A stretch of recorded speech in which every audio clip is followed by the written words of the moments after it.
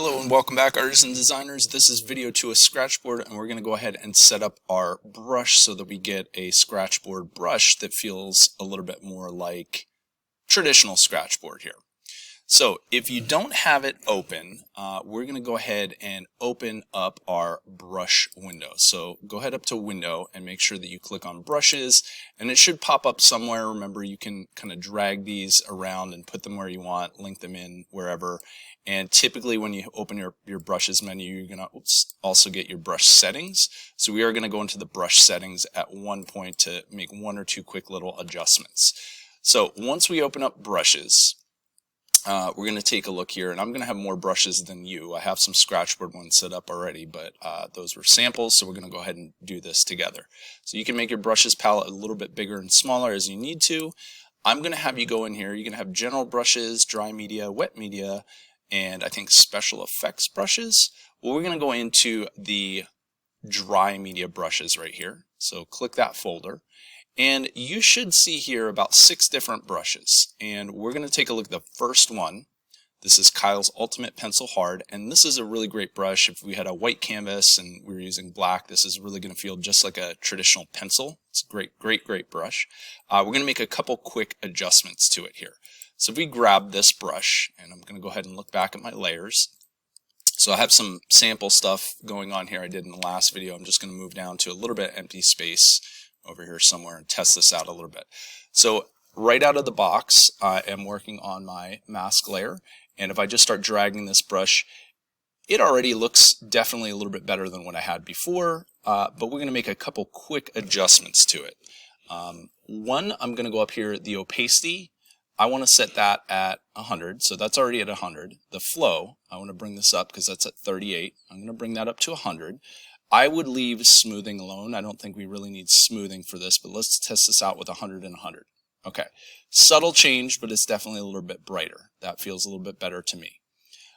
We're going to go in and do one more thing here. We're going to uncheck this button that says, or the box that says transfer in our settings. So I'm going to go back over to my brushes, and I'm going to open up the brush settings tab. And there's a whole bunch of really cool stuff that we can do in here, but I'm just going to have you go to this box where it says transfer, and this controls some of the opacity jitter and the variation in the opacity. So we're going to go ahead and uncheck that box, and that's it. That's all we're going to do there. And let's go back and test it. You should notice, close this tab up here for a second.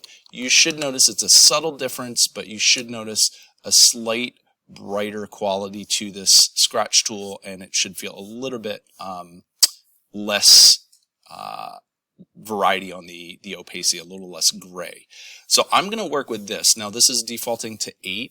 8 might be a little bit big. If you're getting marks that look like this, it's probably like a little too heavy. So remember your quick keys. If you use the left bracket, you can kind of make that brush a bit smaller. My recommendation is somewhere between a 2 and an 8 point, depending on what you're trying to get out of this. So if I zoom back out, I like to default to somewhere in the middle, about an 8. And when I work with those lines, to me, that looks pretty good. I feel like I'm going to be able to get enough detail with this brush right here set to be about a 5, and again with those settings.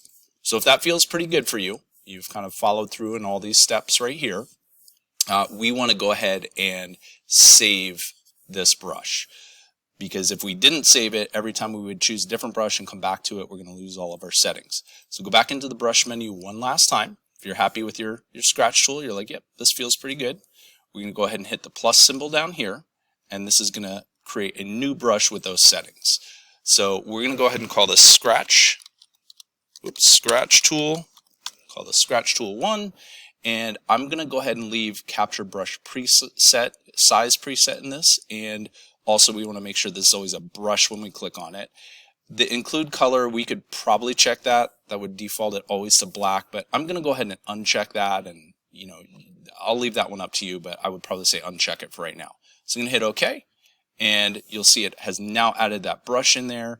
And I'm going to go ahead and drag that brush out of the dry media folder and just kind of put it at the top of my brush list here. So I have this new one up here. It should be above general brushes. So it'll be the first one that you see. If you have a folder of brushes, you can of course drag that into your own folder. and kind of control it from there. So we now have a go-to Scratchboard brush ready to go for our project. All right, I'm going to leave this video here. In the next video, we'll talk a little bit about the techniques for actually applying the Scratchboard to some of the different parts of our practice assignment here so that we can get some good control over our technique. I will see you in the next video. Good luck.